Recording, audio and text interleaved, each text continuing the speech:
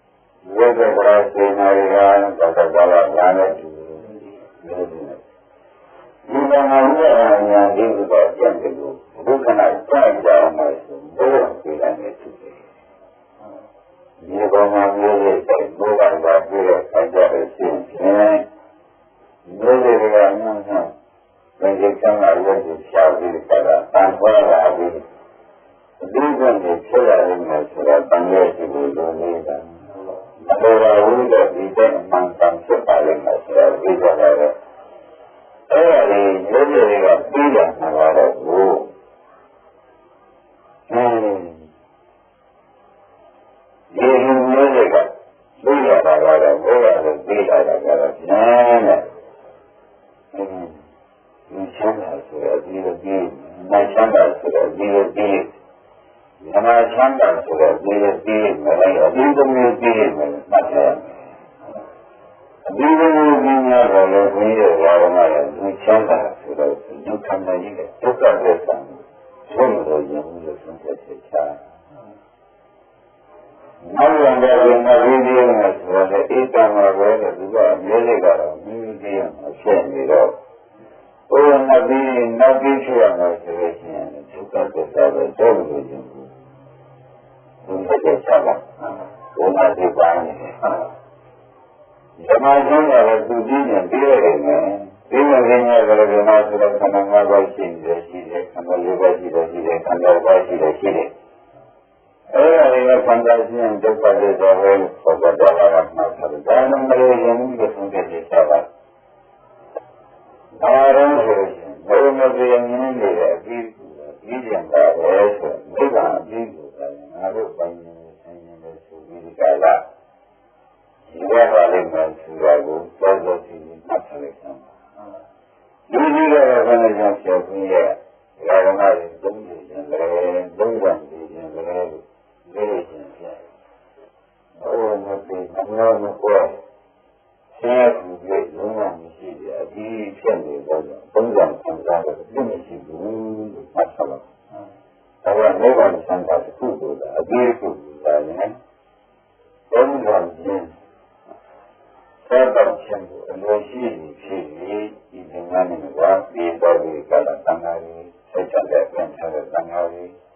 ဝိမှန်တဲ့သံဃာကြီးဒီကနိဗ္ဗာန်ကြီးကိုသုတ်ကူသုံးဆောင်သောတာခြင်းလို့ပါရင်ဒီကံလေးကညမရှိတဲ့သင်္ကန်းကိုတော့တိုင်းဘုမရှိတဲ့လူချမ်းတွေဒီပါရီဒီလိုမျိုးအားလုံးပြည့်စုံလုပ်တဲ့ချက်အဲဒီလိုရသံဃာကြီးကမြေပေါ်မှာဘာလို့စိတ်ကြိုးပြီးတာကအကျဉ်းကြီးကိုတော့မွေးရကြပါစို့အကျဉ်းကြီးကိုတော့မွေးရဖို့အရင်ကပြီးပါတယ်အလုံးမှတ်ရမယ်အကျဉ်းတော်ဘာလို့ဘုံနဲ့ဆက်တယ်ရောင်းရတယ်ဒီပြလိုက်ပါတယ်ဒီကရမတွေကတော့လိုက်ကြဘူးဒီကတော့နေနေဒီကတော့နေနေဒီဝန်ကတွေကသာကြတယ်ဆိုတာအကုန်ဖြေတဲ့လက်ဆွဲရမှာဖြေပါပဲဒီကရမတွေကတော့ဘာလို့ဆိုတော့တော့တဲ့ဖြေဒီဝန်တွေကသာတယ်ဒီဝန်တွေကလာတဲ့စံဒီဝန်တွေကိုကဏ္ဍပြချလိုက်တယ်ကဏ္ဍပြချလိုက်တဲ့ခိုင်ကြအမျိုးမျိုးတွေရောက်လာတဲ့သလားရည်ကြီးဖြစ်နေရောက်လာတယ်ဆိုတော့အရဟိကြီးဆိုတော့ဘာလဲလုံးလုံးငယ်ရဲ့အကြည့်ရှင်ရတာဥမာပြရတယ်။ဘာသာကြီးဘုရားကြီးလာနေမှာဝန်နဲ့လို့ရှိတယ်။အဲဒီလိုဝန်ရမှာလေကျမ်းစာပတ်ဖို့ဒီမူလေးမြည်ယူအကျဉ်းပြဘုရားပြည့်နေစစ်ထားတဲ့ဘုရားပြည့်နေအကျဉ်းပြရှိလေးကိုစစ်တဲ့ဒီလိုခဏသုံးလေးနဲ့တော့အကျဉ်းပြခါပြည့်ဆိုအချမ်းပါလို့ရှိသေးတယ်။အဲဒီကဒီကကြားမောနဲ့စတာပါ။အဲဒီကနေစတာမျိုးတွေစတရားတွေကြီးကအထပါ။အဲဒီတရားတွေမှာသေတဲ့တပိတဘုက္ခုရှင်တော်ဝါမှာဘုံကြီးရှိတယ်ရှိတယ်။ဘုံကြီးကောင်းရှိတယ်အပေါင်းကြီးတော့မှာတော့အမှန်များပြရတယ်လို့ပါတယ်။ဒီဘုံကြီးရှိတဲ့ကတရားတွေကိုရှားစမ်းနေတာဒီလိုတရားတွေမျိုးတွေကိုရှားစမ်းနေတယ်။အဲဒီကဒီမှာမျိုးပါလာတော့ဆန္ဒပြေရပင်ပန်းဘုရားပတ်တဲ့တရားကြီးကိုသုံးပြီးတော့ဒီဘုံဘောလေးရာကိုတရားကြီးရှင်းတယ်ကြောက်ကြပြီးသွားရတယ်ဆိုတာပြီးတော့ဘုရားမှာမသာဘူးဘာလို့လဲတရားရဲ့ဒုက္ခတင်များပါလားဆိုတာမရှိရဘူးလားအဲဒီကိစ္စဟာအားလုံးသိချင်တာကမှလည်းမှတ်ထားဒုက္ခသစ္စာပါဘယ်လိုလဲရတယ်ဘုံကြီးကသူကြီးကမြဲတယ်မြဲတယ်ဆိုတော့ဒုက္ခရောက်နေတာကလမ်းဆိုတာဒီချမ်းမှတ်တော့အဲဒီဒုက္ခမျိုးကိုမကြုံခြင်းမဆုံးခြင်းမတွေ့ဒီ က္ခသစ္စာကြီးကိုဒီမလို့ရင်တဲ့ညာနဲ့ဒီကမှန်ကိုသူရဲ့ဒီလူဝဲကြီးကျင့်ပါပါ၏ဆိုတဲ့စိတ်ချင်းကိုပြောင်းပြရအဲဒီဒုက္ခပါရှာပြီးမလို့ရင်တော့ဇာနာနာမို့တန်တဲ့ဓမ္မကြီးကမရမှာဒီလိုကျေရတာကမလို့ရင်လူရဲ့ဒီမှာဒီကောင်လာမှာတော့ဒီနေ့နေ့မှာဒီလိုချင်လို့ရှိရင်ဒုက္ခသစ္စာရရမှာဆိုလို့အများအားပြောနေတယ်လို့ပြောဆောင်မှာဘာသာရေးဒီလိုဒီလိုဘုရားရှိခိုးဆောင်တာတော့ဘာသာတော့ပါတယ်သုံးတော့ဘာသာရေးကဆင်းရဲရမြို့ကဆင်းရဲရဒီလိုတော့ပြည်နိုင်ငံပြည်နိုင်ငံလာဆိုတော့ဆင်းရဲကြတယ်ဒီနိုင်ငံကခဏတော့ပြည့်ရတာအရေးကြီးတုံနေတော့ဒီလိုမျိုးခိုင်းတာဆင်းရဲလို့မပြောချင်ပါဘူးဆင်းရဲလို့ဆိုတော့ဒီလိုမျိုးမှလည်းဆောင်တော့အဲ့ဒါလည်းဆိုရဒုက္ခသစ္စာအခုဆရာဘုရားရဲ့ပြည့်ဉာဏ်လေးကမဂ္ဂသစ္စာလို့မှလည်းဆောင်ပါအဲဒီဒုက္ခသစ္စာကိုကြောက်ချင်းရင်မုံရင်ငြင်းလို့ပြင်းရင်ဘလို့ဒီလိုရှိတယ်တော့ဉာဏ်ဆက်သင်္ခါရဉာဏ်ပတ်ပါလိဒီမှာတန်ခါရလေးကိုပြန်တော့တန်ခါရလေးရောဒီမှာကျတော့စိတ်ကြုံနေရမှာတန်ခါရရဲ့ဒီဒုက္ခသစ္စာကြီးကိုဒီလိုမျိုးဘုရားဉာဏ်နဲ့ဒုက္ခမှာလုံးလုံးရှိပါလို့ဗျာလို့ပြန်ပြီးကြတယ်ဒုက္ခကိုဒီလိုမျိုးကြာတယ်မှတ်တာနော်တော့ဒီကပါလေဒုက္ခကြောင့်ရှိတာဒုက္ခလို့ကြာလို့ရှိတယ်ဒုက္ခဝေဒနာလို့ရှိတာတော့ပါဒီစကားနော်အဲဒီကရဲ့ခံရမှုတော့ခံရဝိသေလေးကလည်းခံရဘာလို့ကခံရဆန္ဒငါးရခံရဆိုခံရငါးဒီလိုမျိုးတော့ခံရလာမှခံရဆိုဘုံငယ်တော့ခံရဆိုတော့လေးကျင်းနဲ့အဲဒီခံရလေးနဲ့ခံခြင်းဒီချင်းကြအောင်လို့ဝန်ထမ်းနေရမယ်ခံရလေးနဲ့ခံခြင်းနေမှတယ်ဉာဏ်ပြတ်တန်တောင်းရမှုပါတော့တန်တောင်းရဝန်ထမ်းတွေကပြေးတယ်နေတယ်ဒါတော့ရိုးတာအပေါ်လည်းမရှိရဒီလိုရတာဒီမှာဘယ်လိုဆိုတော့ဘုရားရှိတာလဲဆိုတော့အမေစောတော့လည်းရင်းနှီးတော့မှဆင်းရတယ်အပေါ်ကအမေစောတော့လည်းအစာတိတ်ကိုကိုယ်ကလည်းဒီလိုအစာတိတ်ကိုပရိသေတော့မှရနေရတယ်အချင်းတွေကအောင်နေတယ်အမိပြောတဲ့ကိုနည်းနည်းခြားရတယ်ဒီခုဆောင်လေးကဘာလဲမင်းကဘာပေါ်မှာစောက်ဘူးတန်တဲ့ကူကဘာလို့မအုပ်ပြီးရှက်နေရတယ်ဆန္ဒမြရမှာလို့ဆိုတော့ကိုယ်လည်းကိုရှင်းတော့ပြရဆိုတော့ဘာသာကဘယ်နည်းမှမမြင်ဘူးဘုရားဘယ်လိုမှမမြင်ရတယ်လို့မှတ်ပါဘာမှဝေကြဒီလိုဝေကြတဏှာဝေဖြစ်ဘုရားဝေပြန်နေတာလို့မှတ်ရအဲ့ဒါဥပဒေဝေပြန်နေတဲ့ဒုစရကိုဘယ်လိုလဲဆိုတာဝေကြလို့မရှိဘူးအောက်ကလည်းဒီနည်းကိုသင်ရတော့ချက်ပတ်သွားတော့ထားလို့ချက်ပတ်ကိုခြားတယ်မှန်ရတော့နာမဆိုတာအရေးကြီးကျင့်ကြလိုက်တာဆိုတော့ဘာကိစ္စရှိကြအဲ့ဒီဘုရားရဲ့ဇာတိကိုဒီလိုဘုရားနဲ့မှန်းကြည့်တာကိုမြင်တဲ့နေရာကိုမြင်မှန်းမှန်းကြည့်တယ်။ဆရာဘုရားရဲ့ဆိုလို့ဒီလိုပတ်သက်တယ်မှာကျွတ်ချင်လို့လက်ချင်လို့တောင်းလို့မတွေ့ရင်လို့ရှင်းရလို့သုံးနေအောင်ကျင့်ရတော့ဘုရားရဲ့ဆံမြင်တဲ့အခုစဉ်းစားကြည့်တွေ့ကြည့်မြင်တဲ့အဲ့ဒီဒုက္ခကိုလုံးလို့ဒီတည်းမှာတော့ဒီသူဝေးကြီးကိုလက်ချင်လို့ဒီပါလေကြာဒီပြန်ဘာမှမလုပ်ချင်ဘူးဆိုတော့သာလို့နေတယ်ဆိုတော့ဒုက္ခကြီးပန်းတယ်ဆိုတော့ဒုက္ခဉာဏ်ကနေပုံကိုလည်းရုပ်ရှင်ပါလေရကြပါလေဆိုတာအားလုံးဆုံးဖြတ်တယ်ဒါကမြင်ကြရတာဒီမှာဒီဘုရားကမြင်ကြတော့မျက်နှာကိုဆန်းဆောင်ခိုင်းတယ်နောက်ကြတော့ဘုရားကြောင့်ဖြစ်တယ်လို့ပြောတယ်အဲ့ဒါဒီကလည်းတော့ဘာမှအောက်လာရှိရပါတော့ဘုရားနေတယ်ဆိုတာမှတ်တယ်အဲ့ဒီချိန်ကဘုရားရဲ့ဆရာမတွေကမြင်ဘူးပါလေဘယ်လိုမြင်ကြပါလဲ Sarana Alpha Indian everyone said the jump on the air is the Baba Senior and this side. He took a bit by him who lay Julian and the Aramadi, Nancy Zama, shooting there. I don't know this can only have easier to come before I could. Every day by him who lay, not from the eyes in the end. And where she goes up, in the number of Papa, he might see that you were he was a similar with that, to jump by each so far as I remember, so come when you look, you get to ship by days, so that you have to get to the village.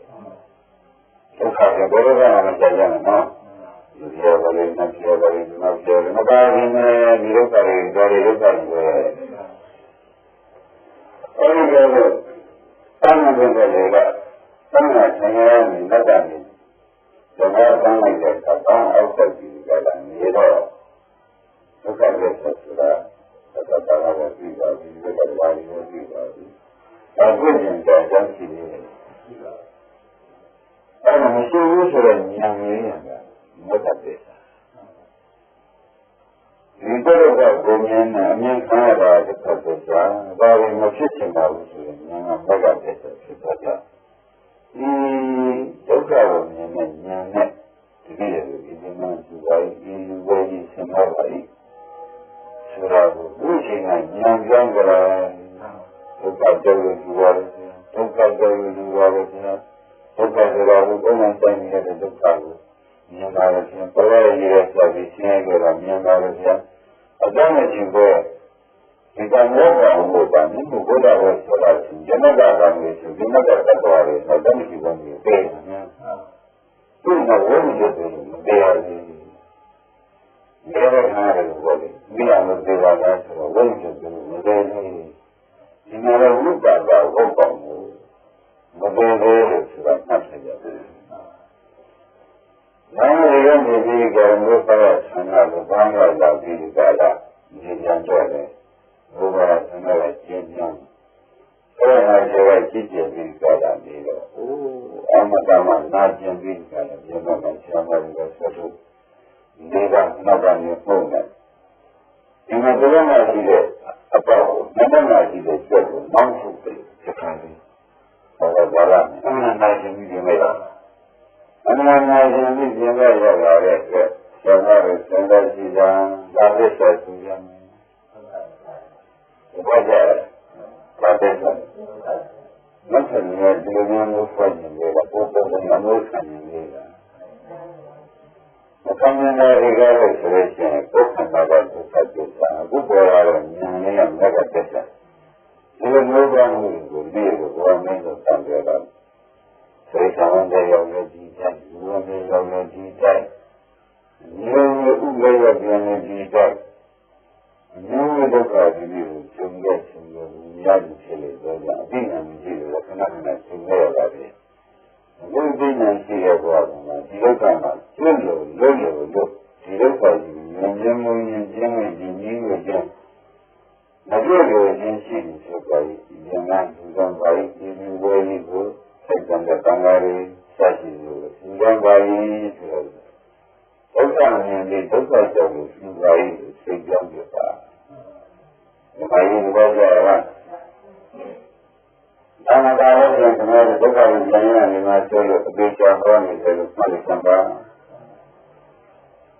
I am in Ghana, I'm going to 7 months, I do the number and look at it, don't tell us, I never know much to do. And if I tell you, I do tell you, and now I do not want to do my work, and I get out of that. That is, and then I knew that I was every time.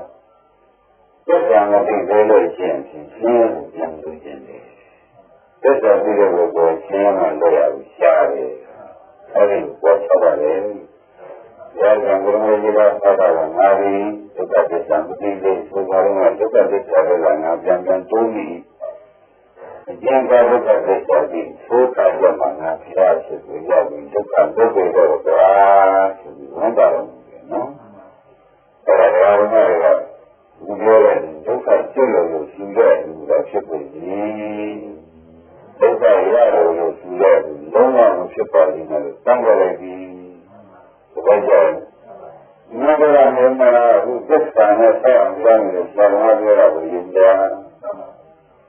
ပြောတာလည်းဟုတ်တယ်ဘယ်လိုလဲဆိုင်ဟုတ်တယ်ပြောတာနေရမယ်ဆိုင်ဟုတ်တယ်ပြောတာဒီဒုက္ခစိတ်ကိုမြင်တဲ့ပုဂ္ဂိုလ်နဲ့ဒီကြောင့်ပြောတဲ့အခါကျတော့အိုးလေကျင်ကျင်လေးဘာမှမရှိဘူးဆိုတာပြောပြီးချက်ချက်မှတ်တာအဲ့တော့ဉာဏ်နဲ့ရတဲ့အခါကျတော့ရှင်ပိုင်ချက်တွေတဲ့လေးဘူးလေးဘူးလေးမိဘူးဆိုတာဘာမှမလုပ်နေမှာဒီမဲ့ကအတန်းဆိုလို့ရေဝယ်လို့ဖြစ်ပြီးဒီမဲ့တွေတော့ပုတ်ပြီးစီတန်းချမ်းပါပြီးရတဲ့အခါမှာပါပြီးဘာလို့ပါလဲဆိုတော့ဒီကြရမှုတွေဆောက်ကြကြပြီဆိုပြီးနားပြီးဝဲနေတယ်ဒီကြီးဒုက္ခပေါ့အဲဒီဒုက္ခကိုဘာမှမလုပ်ရမှလည်းသိနေသေးတာမသိကြလို့ရှိရင်ဒုက္ခတွေ့ရနိဗ္ဗာန်ကိုတည်ပြီးဒီဒုက္ခကြီးညံ့ညံ့ညင်းကိုကြည့်ရင်ဘယ်လိုရင်းရင်းရှိဖြစ်ပါလိမ့်ဒီကနေ့ကပြေသူဝဲကြီးကိုသင်လို့ပြီးသူသားပါ၏တောင်းတာဘုရားမှာတော့တောင်းတာပါအဲဒီကတော့ဒီနေ့ရတာကဘုရားနဲ့ချုပ်လို့ဒီကနေ့ရဲ့တန်းဆက်မတည့်ဘူးလေဒီလိုပန်းနေရတဲ့တော်ရဲ့နေရာစားလို့ဒီလိုမျိုးနဲ့ဒီလိုမျိုးဖြစ်လာတဲ့ဆိုတဲ့ဒုက္ခတတ်တယ်ဒီကြောင့်လည်းဘာမှမနာဘူးဒီစကားမှုကြတယ်ကြတယ်ဒီတော့ဒေသအမှန်ချာရေးချာဝမ်းကြတော့ဘောမှလည်းဘာလို့မှတော့တတ်တယ်ဆက်တော့သူရှိပါရဲ့မကောင်းရေရိုးရှိမကောင်းလက်ပါရဲ့ရေကောမတိုင်းနိုင်ဒီဒုက္ခကြလိမ့်မယ်ဒါမှဒီဒုက္ခကြလိမ့်ကိုဖြစ်ချင်သေးတယ်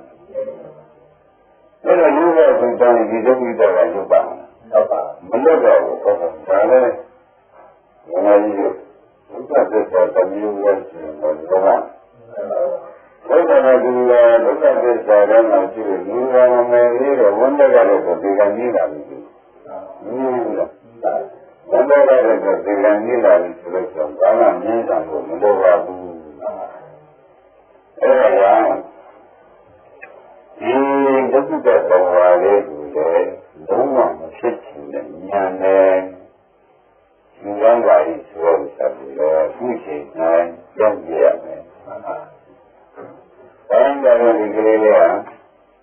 ဒီမကြီးရဲ့ကိုယ်ရင်းကြီးရတယ်ကိုယ်ရင်းကိုရပါတယ်ကိုယ်ရင်းကိုဥစ္စာကျွန်တော်ဆင်းရဲတဲ့ချိန်ကြီးရောက်နေတော့ဒီလူချုပ်ကြည့်တာလေဘုရားနဲ့ထုတ်ပြီးကြတယ်ချောတဲ့ပြိတ္တိဒီနည်းဆုံးတဲ့ဒီနည်းကျင်းတဲ့ဆုံးတဲ့ဒီနည်းဘုရားနဲ့ဆောင်ဒီဘက်နဲ့ဆောင်အဲဒီအရုပ်ပါလေးလို့ပြောရင်ဒါကဘာလို့သမှုရှိပါဒုက္ခသစ္စာဒုက္ခသစ္စာဓမ္မကနဲ့ဆိုပါဒုက္ခသစ္စာလို့ပြောဆိုရင်တော့မဘောတော့ဒီဒုက္ခသစ္စာလေးကိုဒီများပြောတာကိုယ်တိုင်မြင်ရတယ်ကိုယ်တိုင်မြင်ရတဲ့ရှင်နေရတယ်တော့ဒီရည်ဒီမှာဒီကသမารဒီကကဏ္ဍဒီလားဒီမှာဒီကံဖြစ်တယ်ဘုရားဝိသုဒ္ဓိရှိတယ်ဆိုတော့သူရခြင်းဒီဒုက္ခဒုက္ခသစ္စာလေးဖြစ်ပြီးဉာဏ်ရမုံခြင်းမလို့ခြင်းဒီဖြစ်မျိုးကိုကျုံရင်းခြင်းကိုဒီလိုကိုယ်ရင်ဒုက္ခသစ္စာကိုသိပြီးဒီဒုက္ခလုံးလုံးနဲ့ဉာဏ်နဲ့သင်္ကန်းပါ၏သိချင်ပြောပြဘောပါဒီချက်သမားပါဒီချက်သမား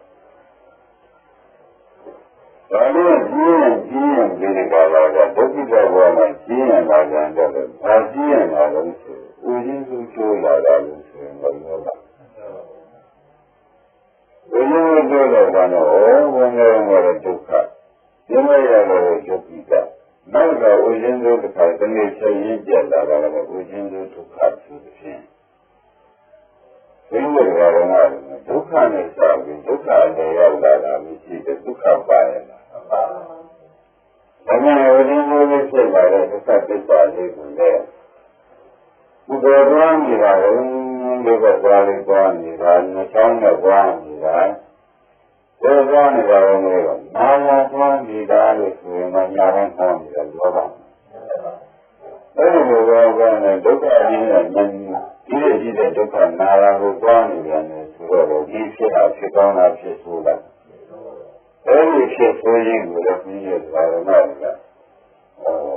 ဒုက္ခနာသဒုက္ခသစ္စာလည်းဒုက္ခသစ္စာတော့မှလည်းအခုဒုက္ခသစ္စာပဲဆိုတော့ကိုယ်တိုင်ပြီးတကယ်သိပြီးကြတာနေတော့ဘုရားဘုရားဘုအလေပိုင်းရောက်လာပြီအလေပိုင်းရောက်လာတာလည်းဒုက္ခမပါသေးတာလားဆိုတော့သိပြီးကြတာအမှားရှိရကိုပြင်းနေရတဲ့ဒုက္ခသစ္စာခန္ဓာကိုယ်ကြီးကိုလည်းနံပါတ်မရရင်လို့ဉာဏ်ဉာဏ်မုံဉာဏ်ဉာဏ်ကိုပြီးဉာဏ်ဉာဏ်ကိုကျင့်နောက်မရောက်စီခြင်းကိုအကြောင်းပြုပြီးကြတာဒီဒုက္ခသစ္စာဉာဏ်နဲ့ဉာဏ်နဲ့ဒီဒုက္ခမှာလွဲရလို့ဒီကံရဲ့ဒီကံကိုဒီလူဝဲကြီးသင်တော့ပါ၏စိတ်ထဲမှာသုံးပြရတယ်။သင်ပါလား။ဒီလိုပြောမလို့ဘာမှလည်းမတော်နဲ့ပြန်လာပြီးကံခံရတဲ့ဒုက္ခအမှုတွေဘာတကားသံဃာပါဦးဒီကလေးလေးဒီမှာပြန်မျိုးပုံဒီမှာလည်းကျင်းနေရတယ်ဆိုတော့ဒီကိုယ်နဲ့ကျင်းနေရတာနော်နောက်ကြတော့လည်းကြည့်ရတယ်ဒီလိုမျိုးကနားလေးသင်္ခါလေးပဲဒီလိုသွန်လိုက်ဆက်လို့ရှင်းလို့ဆိုနောက်တော့ရှိပြီးအရောက်သွားဒီလိုနောက်တော့နဲ့ကျင်းတော့မလို့ဆိုလို့ရှိရင်လည်းလောကအဲဒီနောက်တော့ကိုယ်ကြတော့အေးရပေါ်မှာကိုယ်ကုန်ပြီးအဲဒီမှာကိုယ်မတော်နိုင်ကိုယ်ကြီးကိုယ်မှာကိုယ်ပြန်ဆက်နိုင်မသွားနိုင်ဘယ်လိုနည်းမှကိုယ်မပုံနိုင်မဖြစ်နိုင်တဲ့ญาတိဒုက္ခကြီးကလည်းကိုယ်ရောက်သွားတော့အဲ့ဒီရောက်သွားတယ်မရောက်အောင်ကိုယ်ကိုယ်ကြီးပဲရှင်လို့ပြောတာမလို့လည်းญาတိဒုက္ခသစ္စာကိုပြောတာတော့ကိုယ်ရင်းလည်းမဘူးဆိုတော့အဲ့ဒီဒုက္ခသစ္စာကြီးကိုလည်းဒီကာလမှာဒီကားလို့ဆိုလို့ချင်းနောက်တွေ့ခြင်းသုံးတယ်ငါတို့ဘယ်မှာတွေ့ရင်ကြုံရင်ဆုံးရင်တို့ပြတ်ကြတယ်ဟုတ်ပါလားဟုတ်တယ်ကြာရင်ဒီဒုက္ခသစ္စာဆိုတော့အစကလည်းမပန်းအလဲလည်းမပန်းဘူးဆုံးနေတယ်မပန်းလို့တော့ဉာဏ်တစ်ပြင်းဒီလိုကြောင်းလာတယ်ဒီကြောင့်ဒုက္ခသစ္စာကြီးမှာအမှန်ကြီးတဲ့ဒုက္ခသစ္စာကြီးဆိုတာခန္ဓာကိုယ်ကြီးကိုဉာဏ်ဉာဏ်ဉာဏ်ကြီးကိုကြည့်ရင်ရှိဖြစ်ပါလေဒါလိုမရရင်ချမ်းသာတဲ့ဒုက္ခဖြစ်တဲ့သမာဓိရှိတဲ့နိဗ္ဗာန်ဒုက္ခကင်းတဲ့နိဗ္ဗာန်ယောဂကင်းတဲ့နိဗ္ဗာန်ကိုရောက်ရခြင်းဒီကြွားလို့ရှိဖြစ်ပါလေဒီမင်းကပြင်မရှိတဲ့ဒီပွဲကြီးကိုဆင်းရဲပြီးယူရပါလေဆိုတော့ဒုက္ခလို့ဆင်းလို့ယူရတဲ့သူဖြစ်ပါစေရှင်းလားဒါကလည်းရှင်းလားဒီစာရင်းတိုင်းမှာကအမှန်တုံးလိုက်တဲ့သစ္စာတရားကြီးကိုမှတ်ရမယ်သစ္စာမြင်နဲ့ဉာဏ်ကြီးပြောနေတယ်လို့မှတ်ရမယ်ဒီလိုမျိုးဒီကံကြီးရဲ့စက်တော့တယ်ဆရာကြီးလက်တော်ရတယ်ဆရာကြီးကပြောနေပုံပြီးဘာမှမရှိတော့ဘူးကျေနပ်ကြည့်တဲ့ဆရာကြီးတိုင်းကတော့စာလို့တော့မရှိတော့ဘူးဒီတိုင်းကတော့မတက်တော့ဘူးလည်းလည်းရတယ်ဘွားလည်းအများကြီးရှိတယ်ရှိတယ်အဲ့ဒါကဒေဂန်ကြီးဒုက္ခဒေဂန်ကြီးဒုက္ခဆိုတာလည်းဒါကမှလို့ဒီနေ့တိုင်းပါပဲတဲ့ပုဂ္ဂိုလ်ရဲ့ဒုက္ခသိကြရတယ်လို့ပြောပြီးဒီနေ့ရကလည်းမျက်နှာပြတ်ကုန်ပြီဘုရားလည်းရှင်နေမပါတော့ဘူးဆိုတော့မရဏတိကလည်းပတ်သက်တယ်ဆိုတာဒေဂန်ကြီးဒုက္ခသစ္စာလို့ခေါ်ရတယ်နော်အဲ့ဒါကိုပြောမှနေတဲ့ဒကာကမှပြီးတော့ဘယ်နည်းပွားနေကြတယ်အဲ့ဒီတရားပွားနေကြအဖြစ်ရဒီလိုဒီရုပ်ပွားနေကြတယ်ဟိုနားရတော့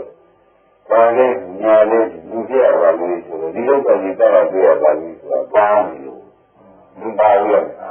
ဒီပြရပါလို့စတာပါနတ်ပြရပါလို့စတာပါဘုရားပြရပါလို့စတာပါ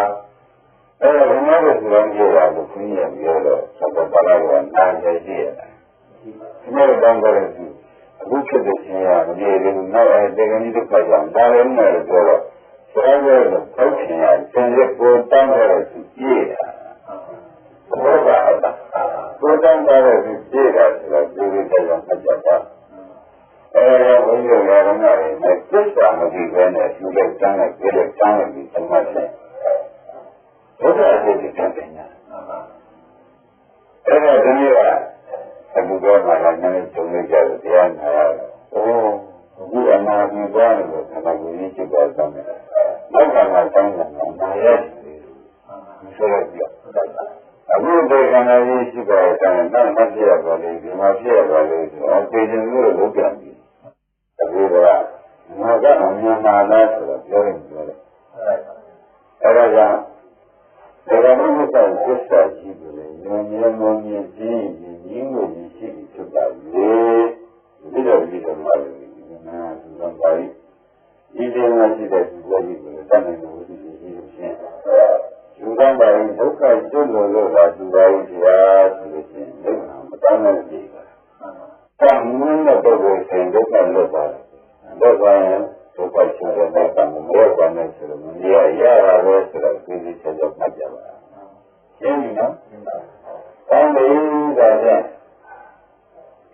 ဒါဒီဒုက္ခသစ္စာမရတဲ့ဉာဏ်နဲ့သူပါလို့ရှင်။ဒါရီဒုက္ခသစ္စာမရရင်မတွေ့ကြလို့သူပါလို့ရှင်။ဒါရီဒုက္ခသစ္စာမတွေ့ကြမကျွမ်းလို့ဒီသင်္ကန်းလေးသူကပါလို့ရှင်။ဘာဝနာဒုက္ခသစ္စာသိခြင်းကိုလည်းသံဃာတရားရပြီးရလို့ကြောင့်လည်းဉာဏ်မမှန်လို့သူဘူးရင်းလို့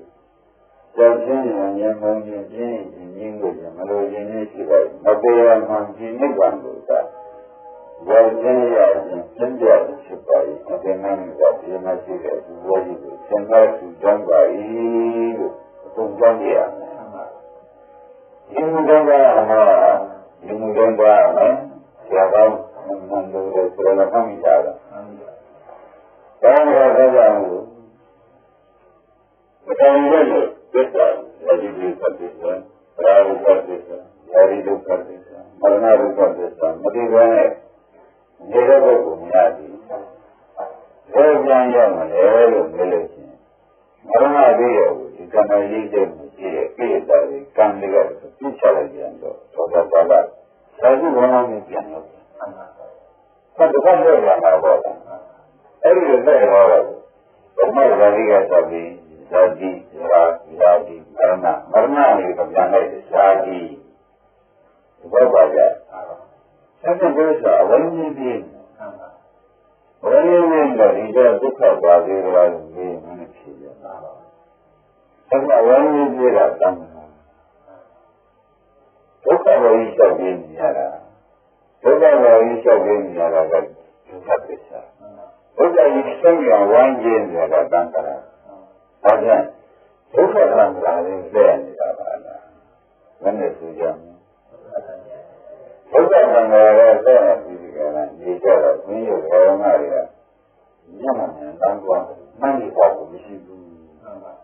ဒီလိုဆိုကြညမနဲ့တော့မှန်းနေပါမရှိဘူးဆိုတဲ့ဒီလိုလေကျမ်းနဲ့ဒီကကမနေတော့ဘူးလားအဲ့ဒါကဒီနေ့တော့ဒီရောကဒီနဲ့တော့တရားတရားနဲ့အမှန်ကန်တဲ့ဒီနေ့ကသုံးပါတဲ့အတွက်နာမည်သုံးပြီးဒီကလာပြန်တော့လို့ဒီကားလို့ရှိရင်အတန်းကွာမှာဒီကားပြင်ဒီကားဇာတိဘောဇာတိခန္ဓာဖြစ်ဇာတိခန္ဓာဖြစ်ဇာတိခန္ဓာဖြစ်မရဏခန္ဓာဖြစ်ပြီးနောက်ပြန်ဇာတိခန္ဓာမတည့်ရင်းနဲ့အာဇာတိဖြစ်တဲ့နိဗ္ဗာန်ကိုသာရောက်လို့ရလို့ဒီပင်နာဒီကံပါ၏ဒီလူကိုရင်ဆင်းတော့ပါ၏လို့ဒါကသာရောမကြီးအားကြောင့်ပြရမယ်စိတ်ကောင်းတဲ့ဖြစ်တာနော်ဒုက္ခမတရားမှလို့ရင်လူကြီးမှမရောမှရတာလားဘုလိုဘုရားမြင်တော့ဆိုတော့ခန္ဓာနဲ့ပတ်သက်တဲ့လူချင်းပြရှိသေးတယ်ခန္ဓာနဲ့ပတ်သက်တဲ့ဒုက္ခသစ္စာကြီးသံဃာတွေနဲ့ဒီဝါရနဲ့ခန္ဓာကြီးဒုက္ခသစ္စာကိုဆိုကြရခန္ဓာနဲ့ပတ်သက်တဲ့ဒုက္ခသစ္စာကြီးဆိုရင်ခန္ဓာမရှိခန္ဓာဝန်တနာဒီနေ့ကပြောသလိုဘုံဘဝပဲနဲ့ဆန်းရတယ်ဘုရားမနေရဘူးဟိုဒီဆန်းရတယ်ဘုရားရှုပ်အတူတူဆန်းနေရတာကိုတည်းကပြောကောင်းတာကိုပါလေအဲ့ဒါဒီလိုကနိုင်အတူတူဆန်းဘုဆန်းကဘုရားမလို့ရပါလို့ဤဆိုတော့ကိုယ်ကံလေးကတည်းကအတူတူမှပြီးတော့ရှင်းပြီနော်အဲ့ဒါနဲ့ဒီလိုလို့သူစမ်းမှုပြောမှုပန်းမှုဒီဝန်ကလေးကကိုဆိုရတဲ့နိဗ္ဗာန်ကိုဒီမှန်ဒီကလာဒီကံပါလို့ဆိုရတယ်ဒုက္ခမမြင်တဲ့ပုဂ္ဂိုလ်ကဒုက္ခမလျှောက်တော့နိဗ္ဗာန်ကိုမှန်းတာဆိုလို့မှန်းတတ်ဘူး အခုတော့ပြန်မှန်းတော့ဒုက္ခတွေ့ရနိဗ္ဗာန်။ဒါဆိုကြပါဦး။ဒုက္ခတွေ့ရနိဗ္ဗာန်ပဲလို့ဒီမှန်းပြီးဒီကမ်းရတဲ့ဘယ်ဘုရားဓမ္မတွေဝိရိယဌာနဖြစ်ပါပဲ။ဘာဌာနပါဝိရိယဆိုတာခဏကပြောခဲ့တဲ့ဇာတိကိုဇရာကိုညာတိကိုမရဏကိုဣရိတကိုသံဃာကိုဝိပဿနာကိုဆိုတဲ့ဝိရိယကျွတ်သွားတဲ့ဆောင်းမဆက်တဲ့အလုံးဆောင်းမလွတ်တဲ့အင်းလို့မှတ်လိုက်တာဘုန်းတော်ကိုမြည်ဆောင်းကြီးဒီထဲမှာဟိုဒီထဲမှာနာဒီထဲမှာပြေးကြတယ်ဒီထဲမှာပါပြုတ်ကြတယ်ဘုန်းတော်ကဆောင်းကြီးပါဘုန်းတော်ကတရားပါကြီးပါဒီထဲငွေဒီထဲမှာဒီထဲဟိုဒီထဲဒီထဲမြုပ်ကြဘူးဒီတော့ဒီရေတော့ဒီရေကတုတ်ကန်တိုက်တာအာနဝကခမောရကဘုရားကောင်းတယ်ဒီမြေကောင်းတယ်လူလူမျိုးတော့ပြည့်တိုက်တာဘုရားနဲ့ကောင်းတယ်ကိုယ်လိုကိုမြေတွေကိုကိုယ်လိုကိုမြေကတော့တဲ့ဒီလေးတွေကိုကိုယ်ပြန်စမ်းဘာကြဘယ်နဲ့ဘယ်နဲ့လဲဆိုကိုယ်ကောင်းရှိတယ်ဆိုတာဘောလာပြီးဒါကြောင့်ဒီနေ့ကပြောလိုက်တယ်ဆရာမတို့ဘက်ကသာတော့ကျမ်းလူပြောက်ပြောက်အယုံတော့တော့ဘယ်လိုအညာနဲ့ကြည့်မယ်ဒီလိုပဲကြည့်လို့မြောက်ပြည့်ပြည့်တော့အယုံတာဆိုတာမထားတဲ့ဒီလိုတာလည်းတော်အယုံရှင်းတာတယ်သုံးရတဲ့သုံးရချင်းတောင်းပြီးတော့ရှိမယ်။ဘယ်လိုရှိကြလဲ။ဒီပြောတဲ့အယူ။ဘယ်အကူကောင်းများလဲဆိုတော့ပြောလို့ရတယ်။ဒါရုံးတာငါမရှိဘူး။ဘာလို့ရှိရဲဉာဏ်ကြီးနဲ့ဉာဏ်တော့လူကြီးပွားရင်ဉာဏ်မလုပ်ပါနဲ့ဆိုတော့တောင်းပန်ပြရတယ်။တောင်းပန်ကြတယ်။ဒီလိုပုဂ္ဂိုလ်ကလည်းလူကြီးပွားရင်လည်းဘာလဲအယုဒ္ဓပင်ကြီးကိုသူချက်တန်းချက်ပြစ်ချက်ပန်းကြပါဆိုတော့ဖြင့်ဒီကနေ့ကဒီကျေရဘုရားတေကမျိုးဆိုပြီးလက်နာနေတယ်။ညာတို့ဘာသာနဲ့နေကြပါပြီတဲ့။ပြောကြတဲ့ဆန္ဒရည်တော့ဒီတိုင်းနေတော့မတတ်တော့လာလို့မာတာကိုရှင်းလိုက်ရတယ်ဗျာ။ဒီပေါ့ဗျာ။ဒီနေ့ပြည်စနာလည်းရှိတယ်ဗျာ။သုံးတာလည်းရှိတယ်ဗျာ။ပုဂ္ဂလိစနာလည်းရှိတယ်။မဖတ်တာလည်းပဲ။ဒါကဘုရားကဘာလို့ဒီကဆိုတာဒီကရှာမင်းတယ်လို့အဲ့ဒါတော့လည်းကားနဲ့ပြေးလို့ဆိုရင်ချင်းဘူးအောင်ပြေးတယ်တော်တော်လည်းငါနဲ့ဒီကျုံရရံကိုကူကဖတ်ပြန်လို့စိတ်ချင်းကြတယ်ဘာမှမလုပ်ရတယ်မလားဒီလိုမျိုးငါကရတယ်ဒီငါတော့တော့ကလည်းပါပြီဒီကြားတော့မလို့ပြေးပါမယ်ဆိုတော့တော့ကပြီးတော့မလုပ်ဘူးအဲ့ဒါဘောရမီဘောရမီတော့ကမီမောင်ကြီးတော့လောင်းရချင်မှာပုဂ္ဂန္တာကိုလည်းပုံမှုကလည်းလောင်းရပုံမှုဒေဝမီကလည်းလောင်းရနာမှုနာလို့နေတဲ့ဒေဝကလည်းလောင်းရဆိုတော့ဗာဒီမီကမီမရဏမီကလောင်းရမည်ဘူးလားဒါကဒီကံတော်ကြီးကဒီတိုင်းနေရတဲ့အားတောင်းမှန်အေးချမ်းရတယ်လို့ဆရာကြီးအလောင်းခံပြီးပြေးသွားနေရတယ်လို့မေးကြည့်ကြတယ်။ဒီကံကိုကြည့်ကြည့်တော့ဘာကြောင့်အဲဒီနိဗ္ဗာန်ကိုကြည့်အခုဒီကနေ့ကြည့်ကြတယ်ဟိုမှာဘုရားကကြည့်ကြတယ်ဟိုမှာဆိုတော့ကျုံကြီးရောက်ပြည့်တယ်နောက်ကြတဲ့ကြကလည်းဆိုတော့ဒီမှာလည်းမရမယ်ဆိုတော့ဒီမှာလည်းပြည်ကနာဒီမှာလည်းကျမ်းမြင့်ပြန်တော့ဒီမှာလည်းဆရာမဘုံကိုဆက်ကြည့်နေတယ်ကျမ်းမြင့်ပြန်တော့ဒီမှာပြန်ပြရတော့ဟိုဒီနေရာလည်းဆိုရင်ဒီလိုဖြစ်ပါဘာမှမလုပ်ရဘူးလောင်းနေပြီဒါမှပြန်အောင်ကိုပေါ့ဒါကဆန္ဒလည်းရှိတော့ပါပဲမဖြစ်ဘူးဖြစ်အတော်လေးနဲ့ဒီမိတွေကလည်းလောင်းရဖြစ်နေတာအငြင်းနေလို့ဖြစ်တာဒီလောက်ကိုမှတ်ပါအငြင်းနေရတာဘာဖြစ်လို့လဲဒီလိုကမိလောင်နဲ့ဆက်တယ်နေဒါလည်းလူကရတာဒီကောင်မှမိလောင်ပါဖြစ်ရတာပါလားလူကရတာပါအမှန်လည်းကြောင်းလည်းဓမ္မတိကိုမိလောင်ပါဖြစ်ပြီးတဲ့အခါကျတော့မှအလံကာရင်းကပြင်းလာတော့တော့ညာကံကမြင့်သိချက်နေတယ်မိပါလားကြောင့်တော့ဘုရားကံကြီးကသူ့လောင်းနေတာကလောင်းပါလို့ရှိရဲ့ခန္ဓာရှိရင်လောင်းမယ်ဆိုတဲ့တတိကပါပြီးတော့ဖြစ်နေတော့ဒီဃာရမတွေစရင်းလောင်းခြင်းခံလို့ရဘူးခန္ဓာနဲ့ခန္ဓာဒီမှာဖြစ်တာဒါ ဘောကြ။ဒါမိလဘောခံတာတော့ဖြစ်ခြင်းတွေ။ဒါကလည်းကံဆက်လိုက်ကြ။ပြီးတော့မှလို့ဒီကံကကြီးဒီတော့ဘာဖြစ်မှာကြောက်ခြင်းလွန်ခြင်းသုံးခြင်းရင်းလို့ခြင်းပေါ်ခြင်းကျင်းကြတော့ဉာဏ်ရှိပြီဖြစ်ပါစေဒီဉာဏ်ဖြင့်ဒီကံကိုသိရဌာနကိုဘုနိုင်တဲ့ရင်ကျုပ်နာဒီကံသိကံပါရီရှင်ဘုရားမမရရင်ဘုရားမှာမိဘများတော့တောင်းစရင်းကြီးနဲ့လိုက်ပါစရင်းကြီးကဘာခေါ်ကြလဲဘုရားတော်ကိုရှင်းလိုက်ကြနေတော့ဒီနေ့ဒီတော့ပြည်ရန်တော်ဒီကကမရှိချင်တယ်လို့ဘာမလုပ်လိုက်ကြနဲ့တောင်းမှန်တယ်မင်းလည်းဖြစ်တယ်တော့ကြောင့်မိဘတော့ဘုန်းကြီးမတတ်ဘူးဘုရားမင်းဆိုင်ရင်းပြီးအဲ့ဒါဒီနိုင်ငံဆန္ဒကိုလည်းရောက်ပြီးတော့ဒီလိုကျင်းရဝေးရဖြစ်တဲ့ဒိဋ္ဌံကိုလည်းရည်မှန်းပြီး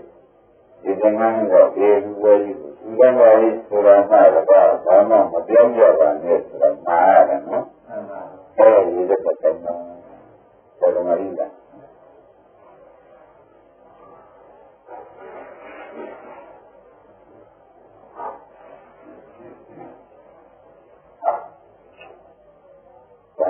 ရှင်ဘုရားများကျွန်ုပ်တို့ဒီ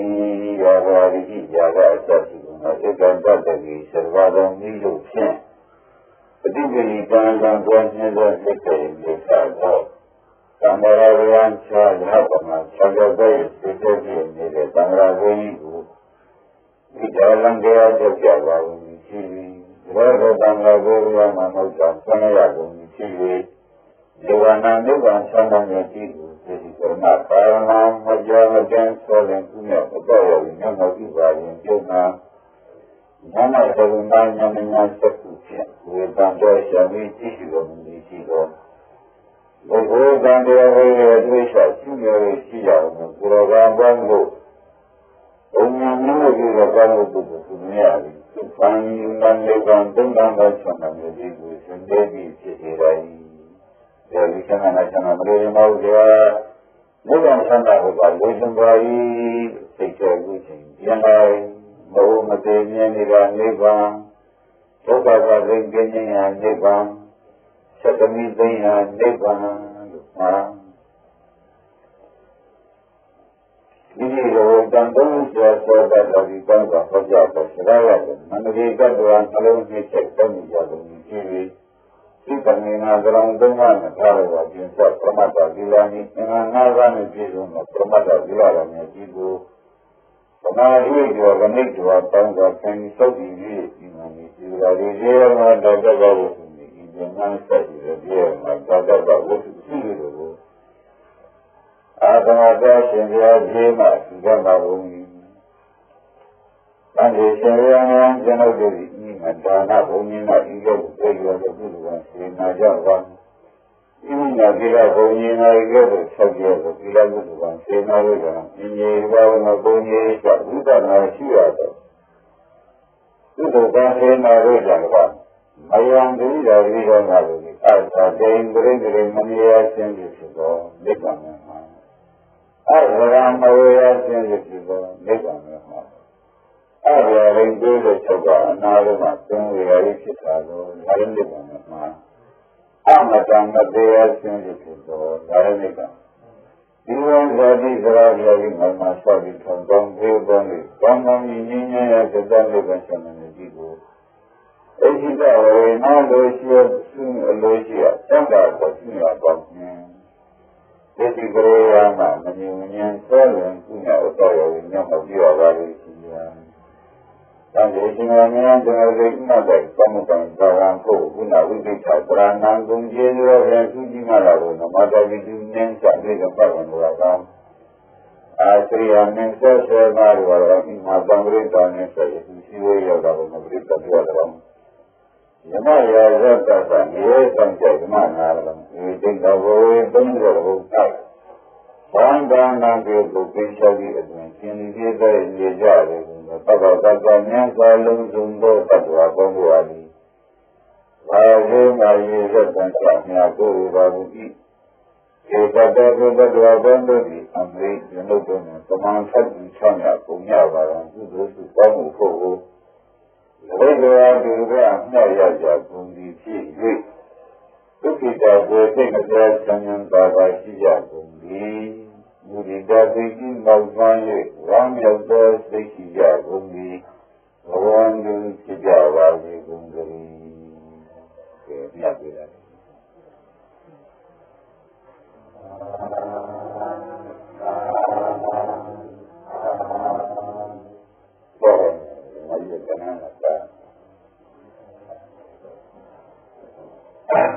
Bukan masalah lagi ya. Bukan masalah lagi ya. Bukan masalah lagi ya.